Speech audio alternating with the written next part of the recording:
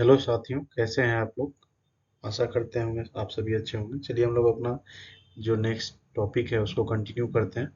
और तो आज हम लोग जान रहे हैं कि हमारा जो वर्किंग कैपिटल रिक्वायरमेंट है और बैंक जो उसको फिनांस करती है तो वो कैसे करती है। तो हम पहले भी बात कर चुके हैं लास्ट क्लासेस में। अभी हम लोग आज देखेंगे कि जो हमारा असेसमेंट ऑफ वर्किंग कैपिटल है रिक्वायरमेंट है, ये फंड बेस्ड जो हम लोग दे रहे हैं। तो इसमें हम लोग 4 मेथड यूज करेंगे, ठीक है। पहला है हमारा टर्नओवर मेथड, दूसरा है ऑपरेटिंग साइकिल मेथड, तीसरा है एमपीबीएफ मेथड और चौथा है cash budget method. Assessment of working capital requirement fund based appraisal के नेक्स्ट स्टेप में हम क्या देखते हैं कि जैसे ही हमारा if the overall appraisal is satisfactory the bank will finance only the residual gap in the customer's resources after taking into consideration the expected availability from all the other source of funds। ठीक है। Appraisal के next step में हम क्या देखते हैं कि हमारा जब अगर ओवरऑल अप्राइजल सेटिस्फैक्टरी होता है फिर हम लोग देखते हैं कि हमें कितना लोन देना है, असेसमेंट कैसे करना है, इस चीज को हम देखते हैं, ठीक है। तो जो कस्टमर के पास जो एसेट होता है और जो लायबिलिटी होता है, फिर उनको क्या रिक्वायरमेंट होती है, इस गैप को ध्यान में रखते हुए हम लोग फाइनेंस करते हैं, ठीक है। बैंक में adopt one of the following four methods for assessment of working capital requirement of their clients। Bank क्या ये चार में से कोई एक मेथड यूज कर सकता है वर्किंग कैपिटल फिनांस के लिए, ठीक है। पहला जो मैंने बताया टर्नओवर मेथड है, दूसरा हमारा ऑपरेटिंग साइकिल मेथड है, तीसरा पीपीएफ है और चौथा कैश बजट मेथड है ना।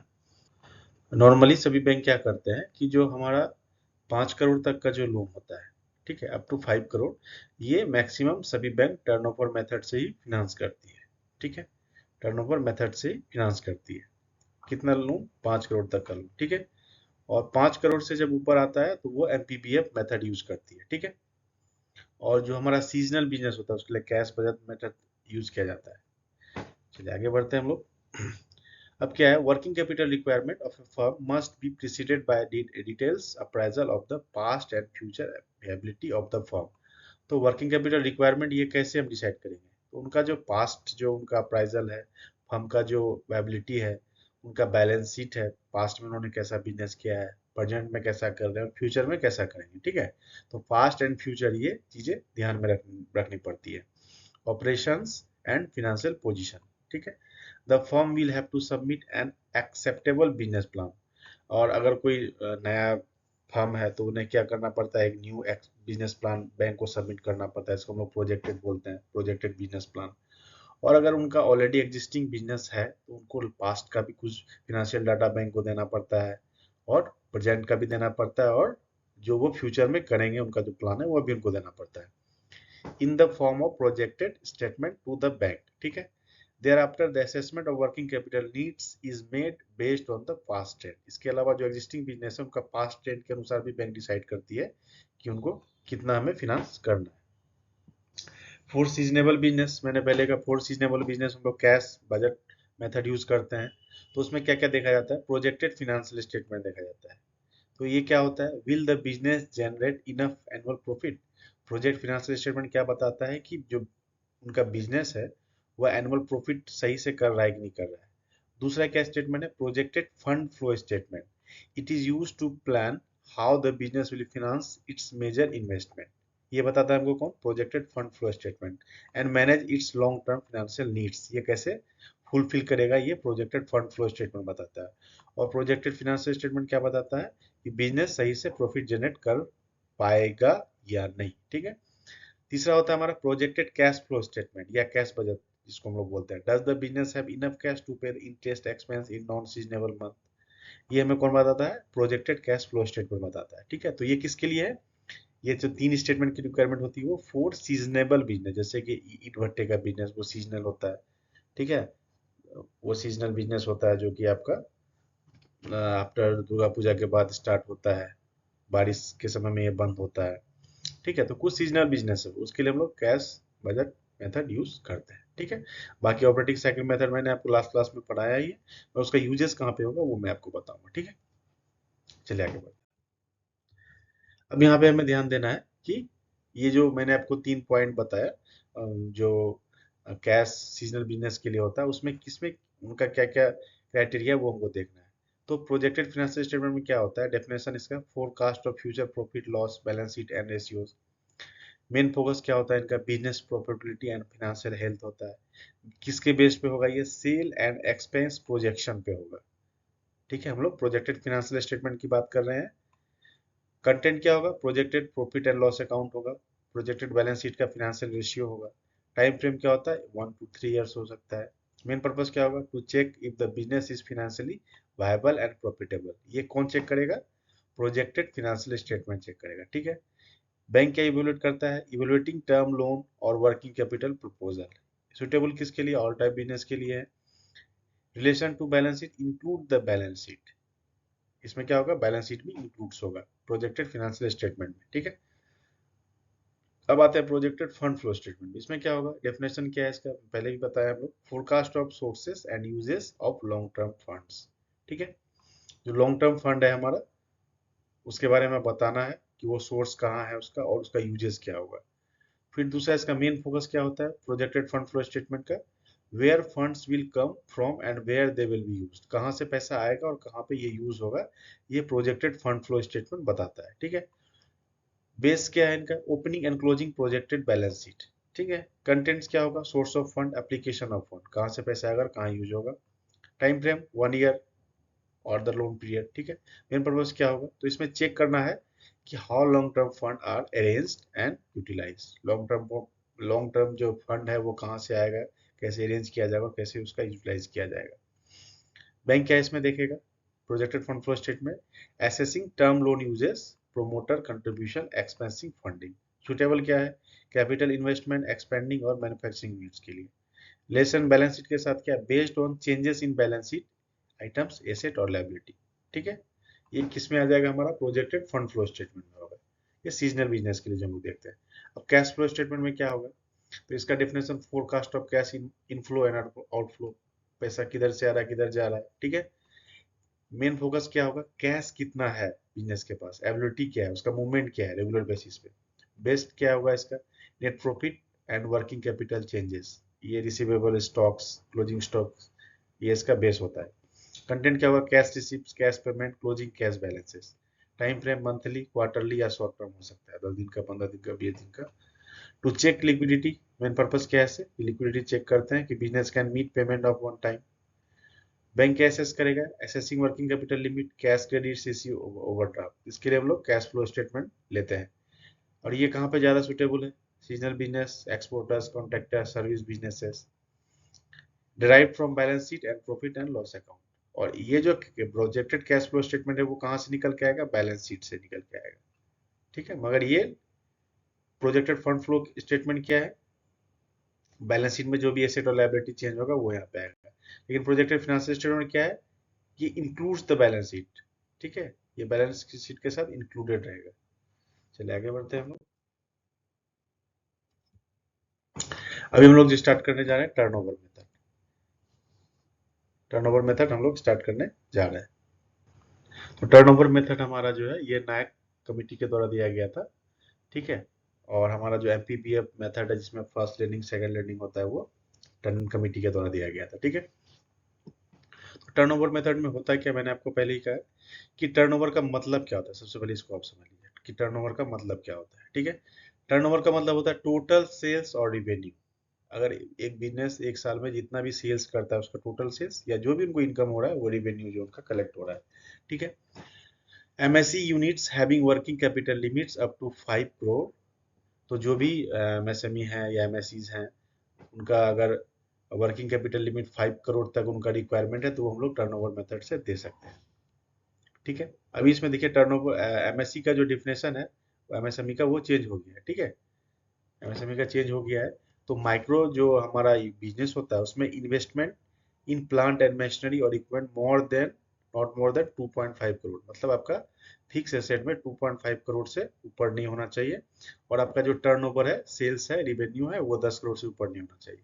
तो आप माइक्रो कैटेगरी में आएंगे। स्मॉल में क्या होगा कि आपका fix asset plant and machinery में 25 करोड़ से ज्यादा नहीं होना चाहिए और टर्नओवर 100 करोड़ से ज्यादा नहीं होना चाहिए। मीडियम में कहाँ कहाँ पे हम लोग आ जाएंगे, 125 करोड़ तक हम मैक्सिमम फिक्स्ड कैपिटल में इन्वेस्ट कर सकते हैं। फिक्स एसेट में इन्वेस्ट कर सकते हैं, प्लांट एंड मशीनरी में इन्वेस्ट कर सकते हैं, और टर्नओवर सेल्स आपका 500 करोड़ से ऊपर नहीं होना चाहिए।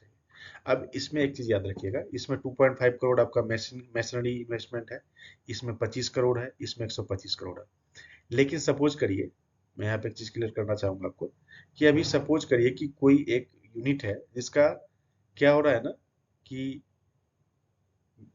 प्लांट एंड मशीनरी में 4 करोड़ का इन्वेस्टमेंट हो गया, लेकिन सेल्स उनका 10 करोड़ से नीचे है, तो क्या उसको हम लोग इस कैटेगरी में लेके आएंगे? नहीं, वो मैक्रो में ही रहेगा।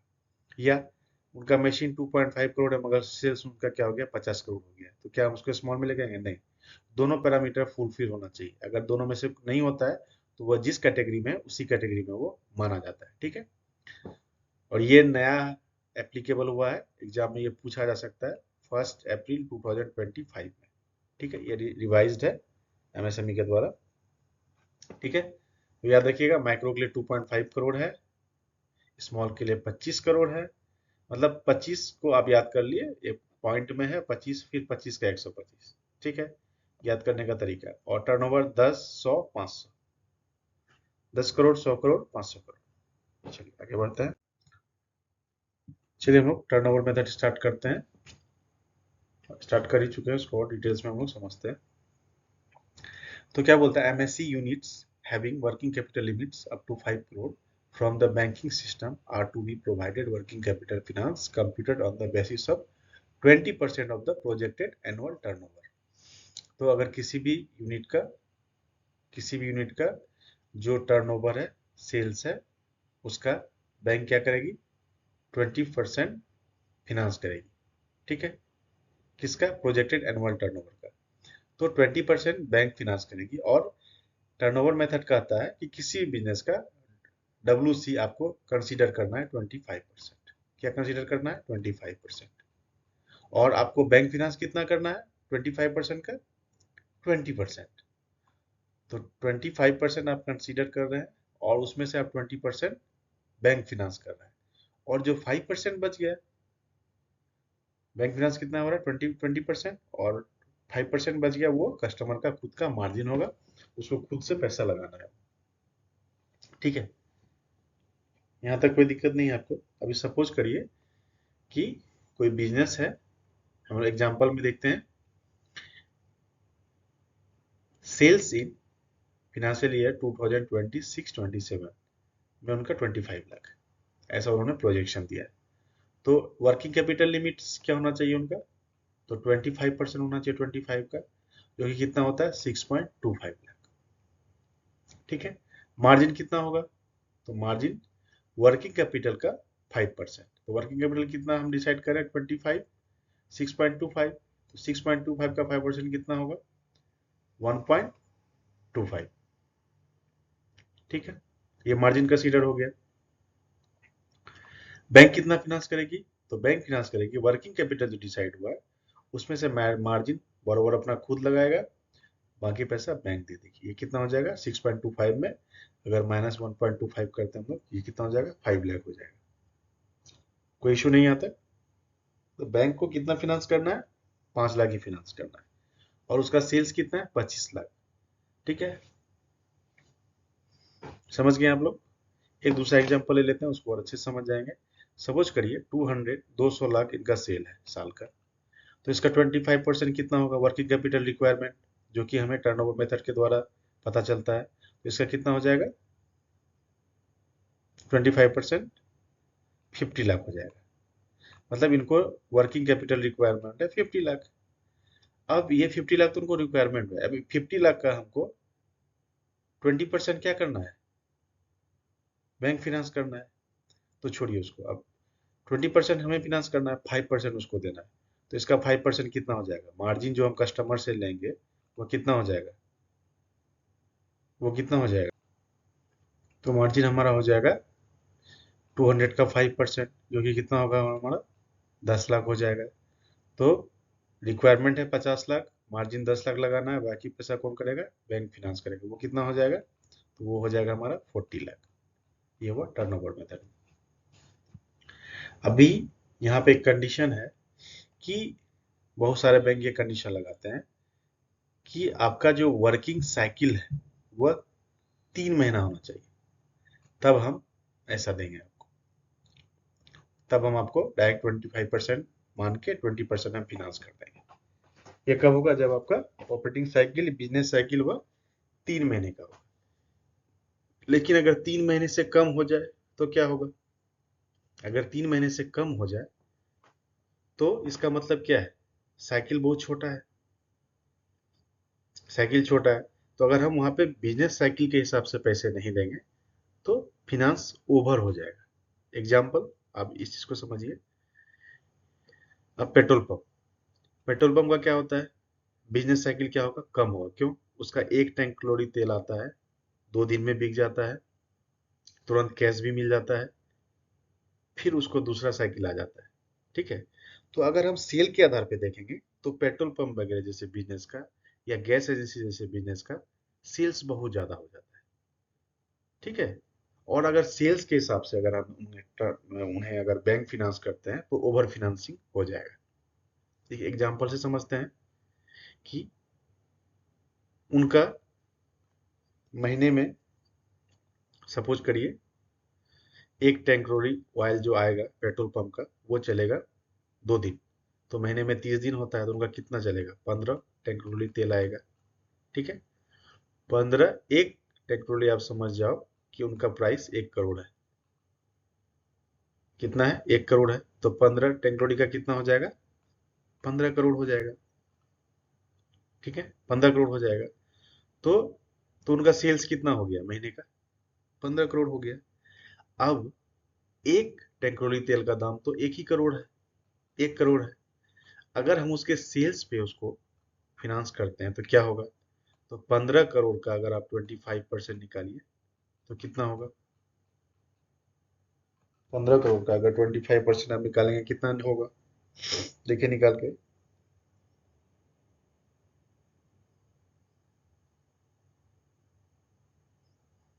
60 लाख हो जाएगा।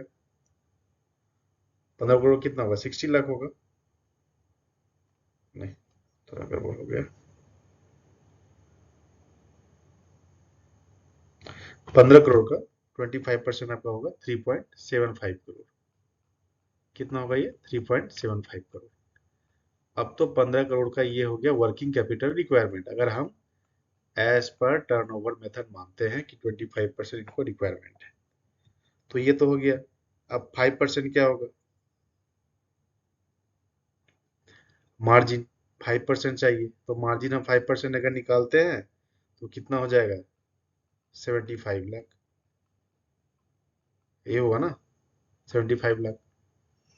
तो अब रिक्वायरमेंट कितना हो गया? वर्किंग कैपिटल रिक्वायरमेंट मार्जिन घटाएंगे तो 3 करोड़ होगा। तो हमें उन्हें देना पड़ जाएगा कितना? 3 करोड़। लेकिन क्या उन्हें 3 करोड़ की जरूरत है? एकदम जरूरत नहीं है। 3 करोड़ को उनको जरूरत इसलिए नहीं कि उनको 1 करोड़ ही लगता है एक साइकिल में। तो 2 करोड़, 3 में से अगर एक माइनस करिए 2 करोड़, उनको ओवर फिनांसिंग हो जाएगा। उनके पास कैश मैक्सिमम एक्सेस हो जाएगा। तो इसीलिए अगर आपका साइकिल छोटा होता है तो हम लोग फिर वहां पे साइकिल मेथड का यूज करते हैं। साइकिल ज्यादा भी हो सकता है। अगर साइकिल ज्यादा होता है तो हम लोग दूसरा मेथड लगाएंगे। लेकिन अगर साइकिल 90 दिन का होता है तो हम लोग डायरेक्ट इस पे फिनांसिंग कर सकते हैं, नो इशू। चलिए आगे बढ़ते हैं हम लोग। अब है हमारा नेट वर्किंग कैपिटल। तो नेट वर्किंग कैपिटल क्या होता है? Current assets minus current liability, यही हमारा क्या होता है? नेट वर्किंग कैपिटल होता है। और इसमें करंट एसेट्स कहाँ से आना चाहिए? लॉन्ग टर्म फंड से आना चाहिए। लॉन्ग टर्म फंड क्या है? हमारा कैपिटल होता है बिजनेस में। चलिए अब एग्जांपल के तहत इसको समझते हैं। एक कंपनी है, इसका नाम है एबीसी लिमिटेड। इन्होंने क्या किया है? अपना प्रोजेक्टेड एनुअल टर्नओवर किया रखा है कि 200 लाख का इनको सेल्स होगा। और इनके पास नेट वर्किंग कैपिटल है कितना? 8 लाख का। और नेट वर्किंग कैपिटल क्या है उनका? Current assets minus current liability. इसको हम लोग क्या बोलते हैं? Net working capital. ये और भी क्लियर में लास्ट क्लासेस में मैंने किया हुआ है, आप वहां पे जाके इसको और अच्छे से समझ सकते हैं। ठीक है? फिर भी मैं यहाँ पे एक बार रिपीट कर देता हूँ। कोई भी कंपनी, कोई भी बिजनेस जब स्टार्ट होता है तो वो अपना एक कैपिटल लगाता है, पूंजी लगाता है। ठीक है, और वो पूंजी लॉन्ग टर्म के लिए होता है, शॉर्ट टर्म के लिए नहीं होता है।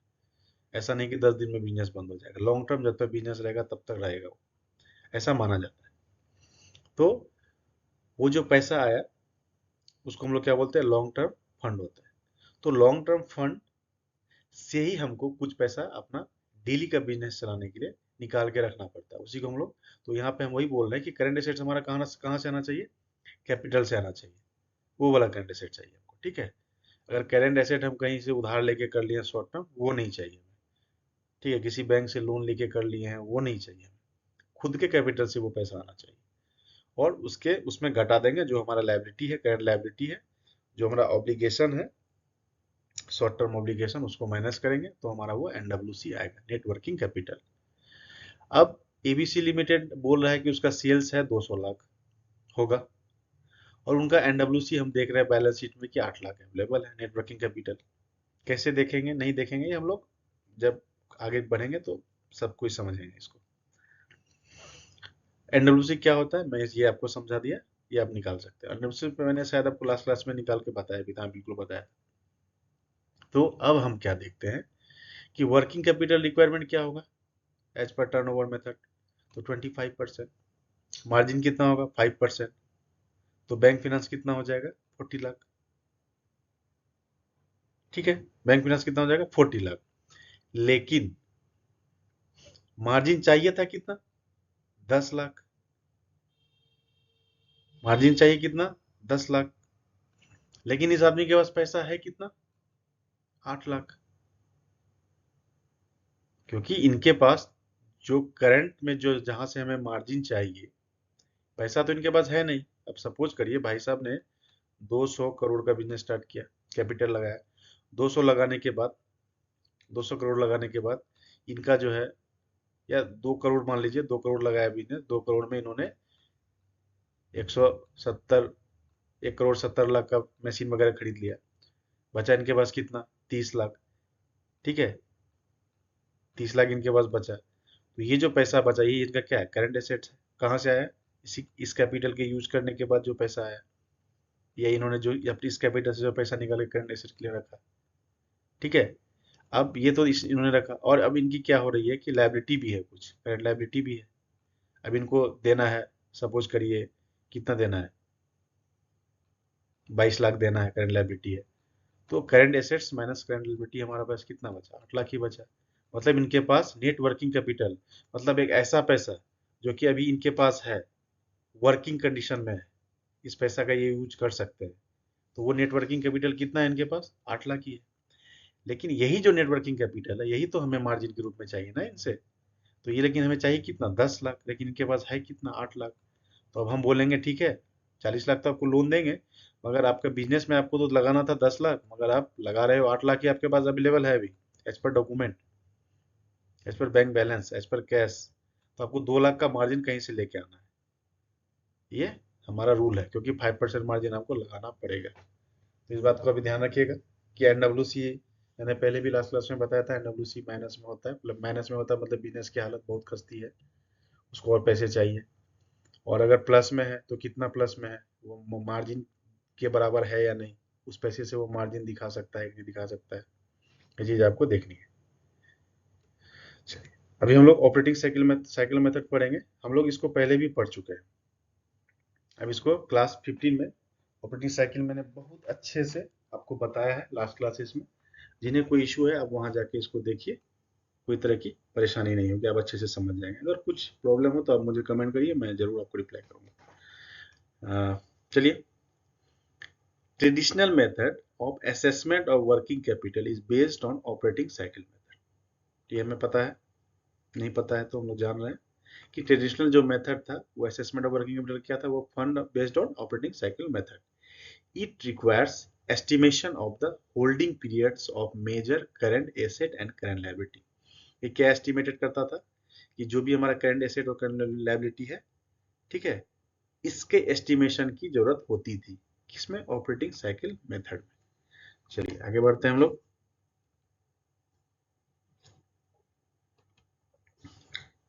अब ऑपरेटिंग साइकिल मेथड कैसे होता है, कैसे निकालना है, ये आप क्लास 15 में जाके देखिए, बिल्कुल क्लियर हो जाएगा।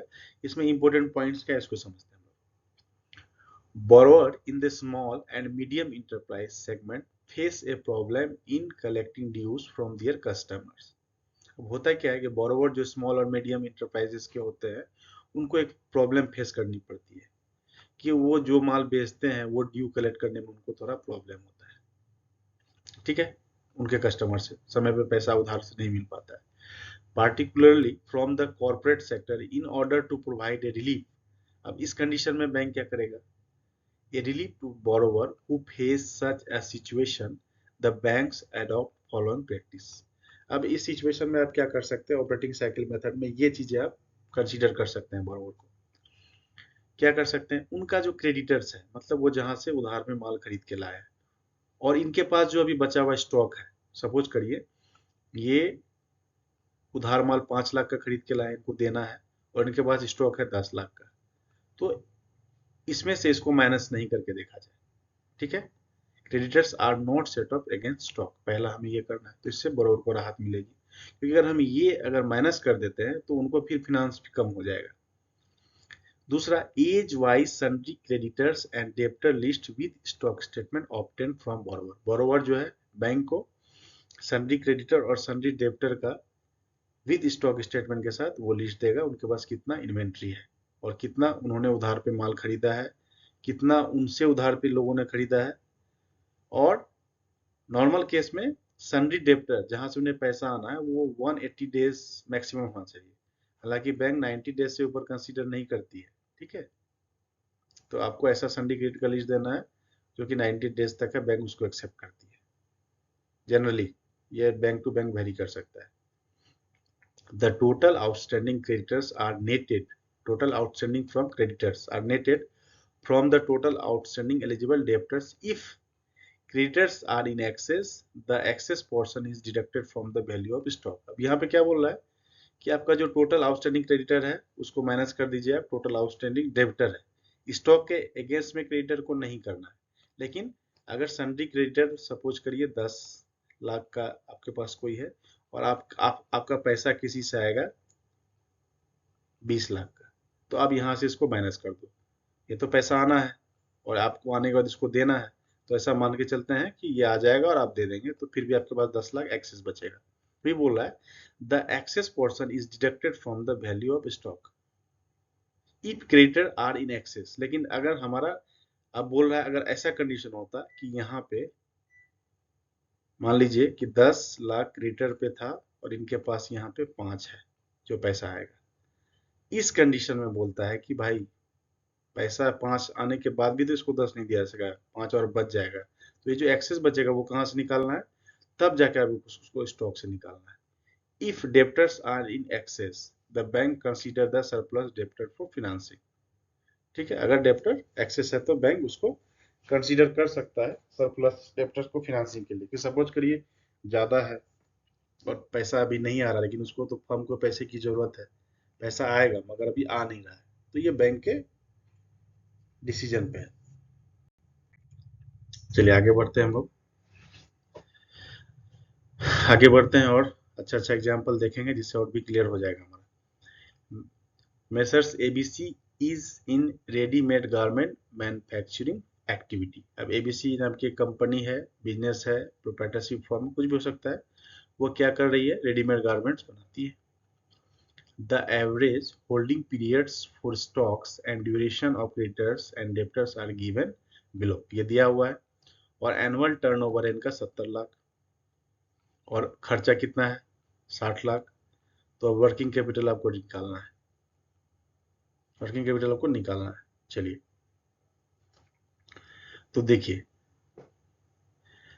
अब उनको रॉ मटेरियल खरीदने में 30 दिन लगता है जब वो बिजनेस स्टार्ट करते हैं, पहला जो साइकिल है, और इन प्रोसेस 15 दिन लगता है, और जब माल रेडी हो जाता है तो उनको 15 दिन स्टॉक में भी रहता है, इसके बाद वो बिकता है ओवरऑल, और फिर पैसा आने में 30 दिन लग जाता है। यही तो हमारा वर्किंग साइकिल है ना, ऑपरेटिंग साइकिल। अब ये सभी को जोड़ दिए तो ये 90 दिन हो गया, 30 30 30 ABCD, मतलब ये बिजनेस का एक साइकिल पैसा लगाए और पैसा वापस आने में 90 दिन लग गए। मैं आपको फिर से बोल रहा हूँ, अगर आपको ऑपरेटिंग साइकिल में कंफ्यूजन है तो आप लास्ट 15 नंबर क्लास आप देखें, पूरा क्लियर हो जाएगा।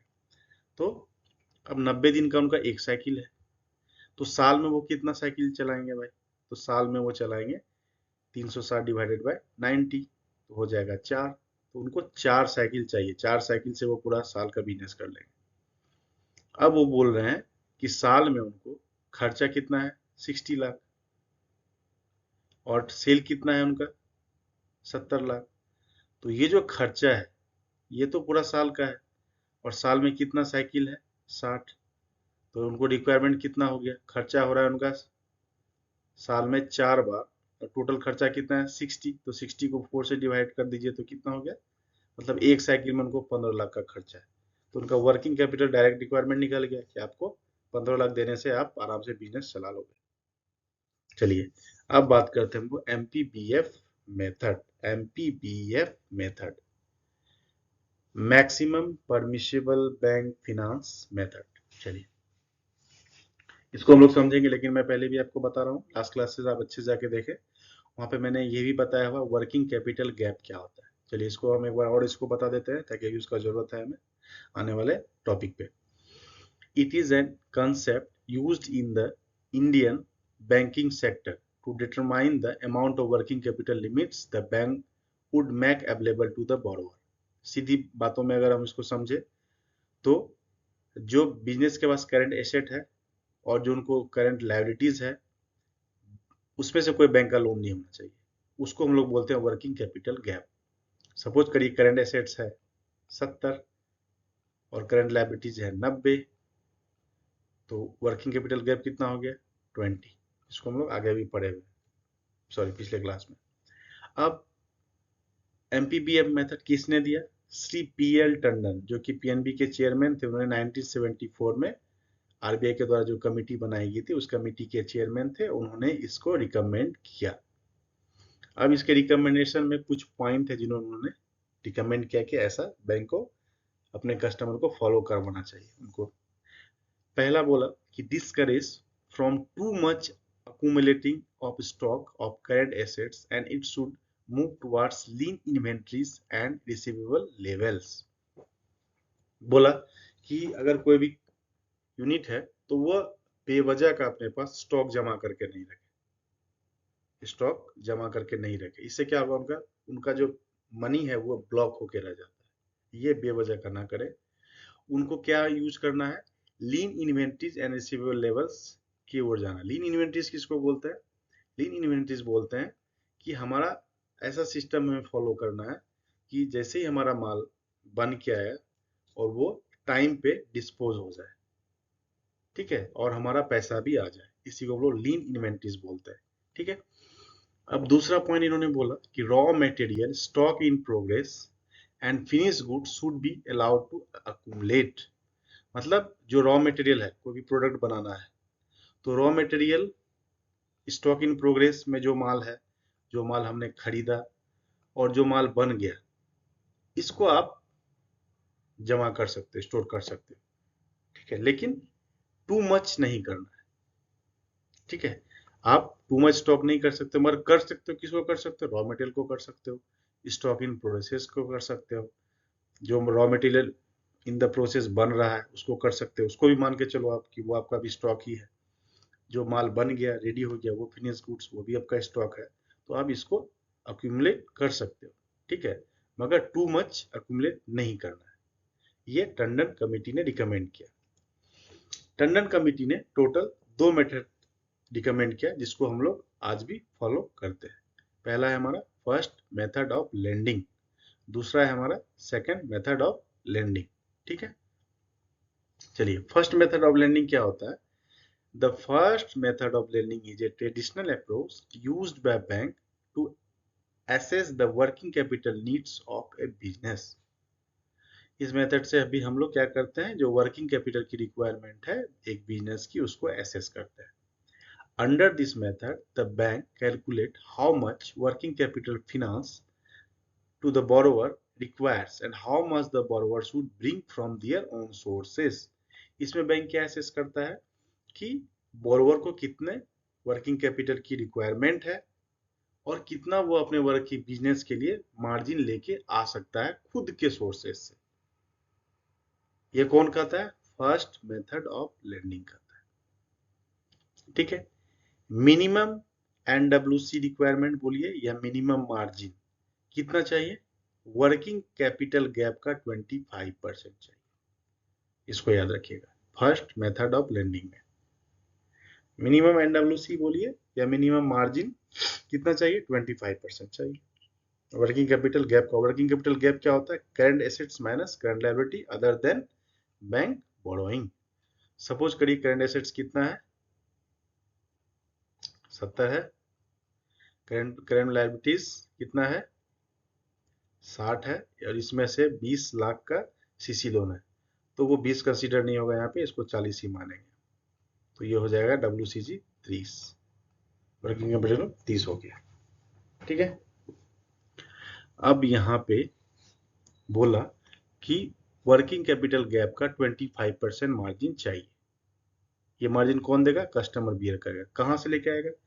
तो एनडब्ल्यूसी आ कहाँ रहा है? उसके लॉन्ग टर्म एसेट से आ रहा है, सॉरी लॉन्ग टर्म उसके कैपिटल से आ रहा है।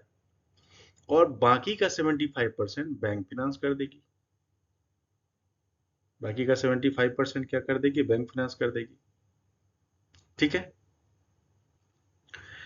Total current assets minus current liabilities other than bank borrowing, ये क्या हो गया? WCG हो गया, जो हम यहाँ पे देख रहे हैं। ठीक है। उसमें से हम लोग उसका मार्जिन घटा देंगे, मिनिमम एनडब्ल्यूसी, तो हमारा वो बैंक फिनांस निकल के आ जाएगा। इसमें याद रखना है, borrower must bring at least 25% of current assets, उसमें उनको चाहिए। Bank will finance the remaining portion of the working capital gap. चलिए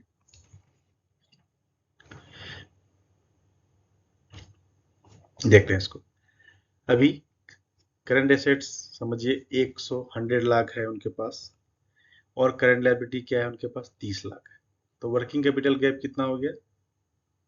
करंट लायबिलिटी कितना है? 30 है। वर्किंग कैपिटल गैप कितना हो गया? 70। अब एंड मिनिमम एनडब्ल्यूसी कितना चाहिए? तो करंट एसेट्स का 25 ऑफ करंट एसेट्स, तो करंट एसेट क्या है? Working capital gap. तो वर्किंग कैपिटल गैप कितना है हमारा? 70 है। तो 70 का 25% कितना हो जाएगा? 17.5 लाख। ये मिनिमम एनडब्ल्यूसी चाहिए। अब बैंक फिनांस कैसे करते हैं? तो करंट एसेट कितना है हमारा? 100 है, माइनस मिनिमम एनडब्ल्यूसी। मिनिमम एनडब्ल्यूसी कितना है हमारा? एनडब्ल्यूसी कितना है हमारा? 30 है। ठीक है।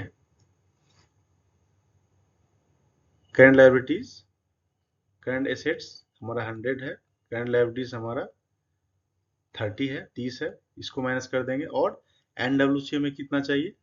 जो कि WCG का 25% है, 17.5 लाख, ये भी माइनस कर देंगे।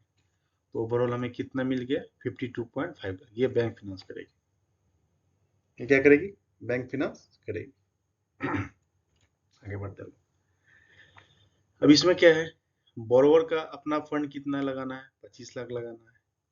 अदर करंट लायबिलिटीज कितना है? 30 लाख है। बैंक फिनांस कितना कर रहा है? 52.5 लाख।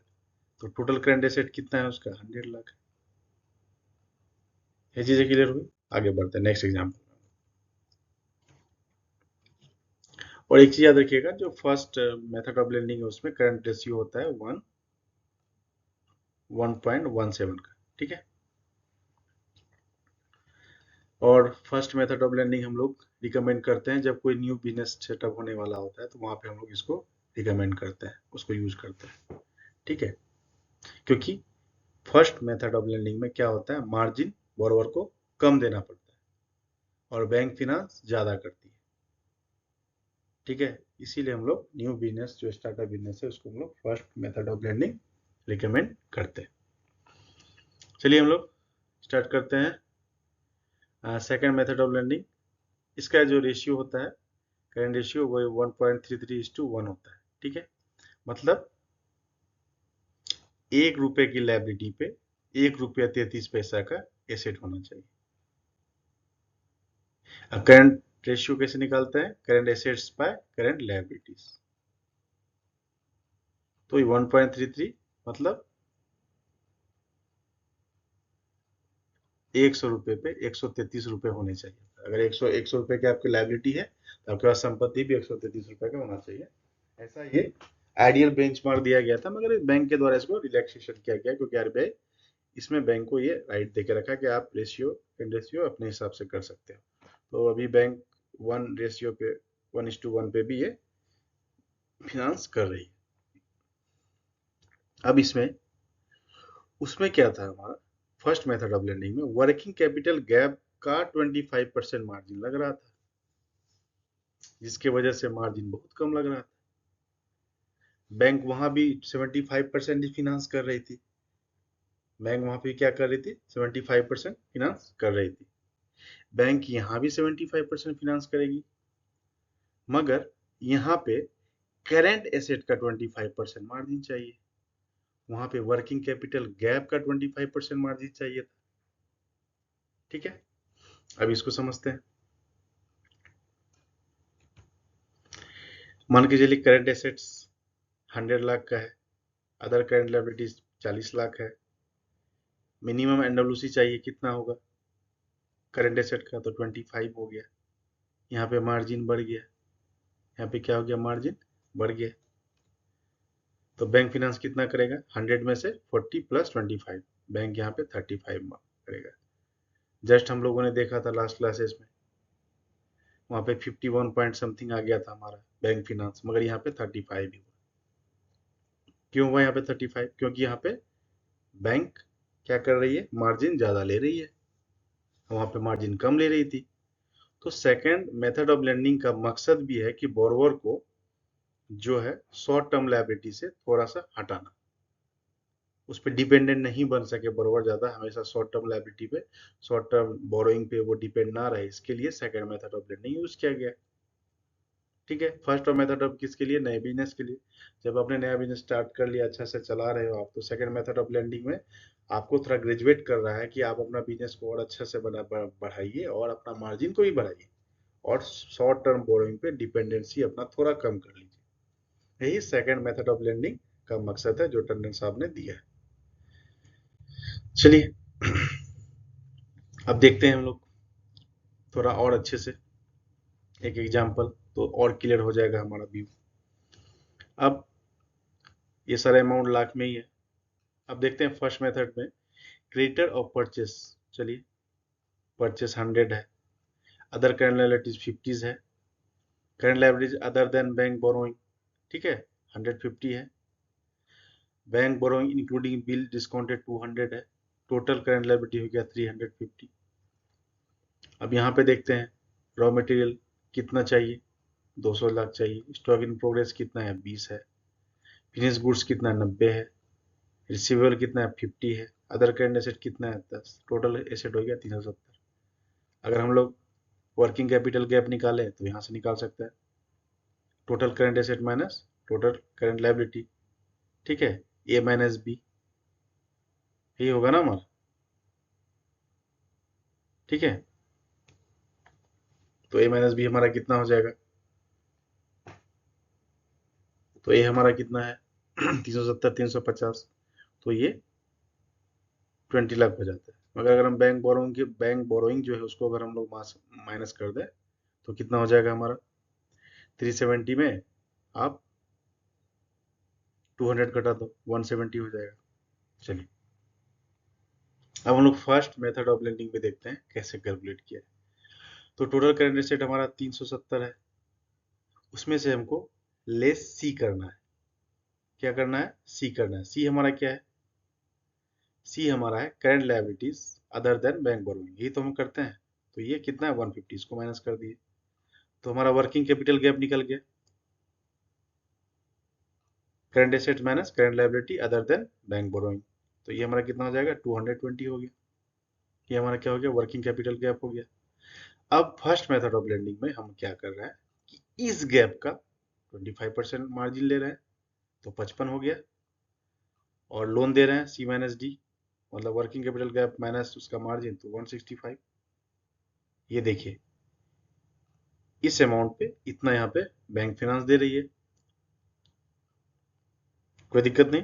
सेकंड मेथड पे आते हैं। करंट एसेट 370 है। अब यहाँ पे जो मार्जिन था वो वर्किंग कैपिटल गैप का 25% था, जो कि 55 था, है ना। लेकिन अब यहाँ पे क्या बोल रहा है, करंट एसेट क्या है, के 370, इसका 25% निकालो, इसको राउंड अप करके हम लोग ने 92 पकड़ा। अब बोलता है बैलेंस करंट एसेट्स जी माइनस एच। तो जी माइनस एच जो हमारा करंट एसेट्स बचता है, ठीक है, वो कितना हो जाता है, 278। अब बोल रहा है कि आप इसमें से क्या करना है आपको, उसमें से क्या करना है आपको, घटा देना है। कितना घटा देना है, हमें घटाना है सी हमारा कहाँ पे, ये है current liability other than bank borrowing, ठीक है। तो वो हम लोग माइनस कर ले रहे हैं, वो हमारा कितना है, 150 है, तो इसको माइनस कर देंगे। तो अगर इसमें से इसको माइनस कर देंगे तो हमारा एमपीपीएफ कितना हो जाएगा, 128। अब देखिए अमाउंट सेम है, सब कुछ सेम है, मगर फर्स्ट मेथड ऑफ लेंडिंग में मार्जिन कम होने की वजह से बैंक फिनांस 165 हो रहा है, और सेकंड मेथड ऑफ लेंडिंग में मार्जिन ज़्यादा होने से बैंक फिनांस कितना हो रहा है, 128% हो रहा है, जबकि बैंक फिनांस दोनों में 75% ही हो रहा है, और मार्जिन 25% ही लिया जा रहा है। बस अंतर इतना है कि वहां पे margin second method of lending में हम लोग टोटल करंट एसेट्स पे लेते हैं, जिसकी वजह से मार्जिन हमारा 92 होता है, ज़्यादा हो जाता है। और फर्स्ट में हम लोग क्या करते हैं, मार्जिन कहाँ पे लेते हैं, वर्किंग कैपिटल गैप में मार्जिन लेते हैं। यहाँ से वर्किंग कैपिटल गैप कितना है, 220। करंट एसेट पे नहीं लेते हैं, अगर यहाँ पे भी लेंगे तो 92 आएगा, अगर उसके गैप पे लेते हैं एनडब्ल्यूसी तो हमारा हो जाता है 55। तो इसीलिए इधर फिनांस ज़्यादा हो रहा है, इधर फिनांस कम होता है। इधर आप बिगिनर्स हैं इसलिए बैंक आपको ज़्यादा लोन दे रहा है, इधर आप ग्रेजुएट हो रहे हैं तो इधर आपको लोन कम मिल रहा है। अब यहाँ पे एक चीज़ और ध्यान रखिएगा, excess borrowing. Excess borrowing means D minus E. D minus E क्या होगा, डी आपका कहाँ पे है, यहाँ पे है, ये वाला, कि उनके बैलेंस शीट में उन्होंने दिखाया कि 200 लाख का उनका बैंक बोरोइंग है। लेकिन एमपीबीएफ क्या कर रहा है कि उनको मैक्सिमम बैंक बोरोइंग कितना होना चाहिए, 165 ही होनी चाहिए थी। तो उनके पास उन्होंने कितना ज्यादा पैसा ले लिया है, 35 लाख ज्यादा ले लिया है। सेम यहाँ पे आते हैं, इनका एक्सेसिंग बोरोइंग क्या है, डी माइनस किया, तो डी क्या है इनका, डी वही है 200 है, ठीक है, डी माइनस किया, और के हमारा कितना निकला, 128, ठीक है, 128। 128 होना चाहिए मैक्सिमम बैंक फिनांस, मगर बंदे ने 2 करोड़ का लोन लेके बैठा हुआ है, इसका मतलब 72 लाख उन्होंने ज्यादा ले लिया है, ठीक है। आगे बढ़ते हैं हम लोग। अभी हमारा जो नेक्स्ट क्लासेस होगा वो होगा हमारा CMA, credit monitoring arrangement data. CMA में क्या क्या होता है, उसमें हम लोग डाटा कैसे पुट करते हैं, इसको हम लोग नेक्स्ट क्लास में देखेंगे, क्योंकि ये क्लास काफ़ी लंबी हो गई है, ऑलमोस्ट 46-47 मिनट्स की हो गई है। तो हम लोग नेक्स्ट क्लासेस में देखेंगे इसको। और अब तक हम लोगों ने जो देखा और जो सीखा वो काफ़ी इजी है, और अगर आप उसको अच्छे से समझेंगे, ठीक है। ये जो क्लासेस है आज की क्लासेस को आप फास्ट फॉरवर्ड करके नहीं दे सकते हैं, इसको आपको एक एक चीज़ों को समझना होगा। और जो आज ये क्लासेस देख रहे हैं मैं उनसे रिक्वेस्ट करूंगा कि आप वो 15 जो हमारी लास्ट क्लासेस है उसको जरूर देखें। तो वहाँ पे मैंने working capital cycle, working capital gap, NWC, ये सब के बारे में अच्छे से बात की है, ठीक है। चलिए हमारा नेक्स्ट क्लासेस होगा सीएमए, जो डाटा हम लोग है उसके बारे में बात करेंगे। आज के लिए इतना ही है। आपको अगर वीडियो अच्छा लगा, चैनल को लाइक और सब्सक्राइब करिए, शेयर करिए। और सॉरी आप लोगों से कहना चाहता हूँ कि अभी लॉन्ग टाइम मुझे तो टाइम नहीं मिल पा रहा था, इसलिए मैं वीडियो नहीं बना पा रहा था। तो आज टाइम मिला तो मैं आप लोगों के लिए वीडियो बनाया। ओके।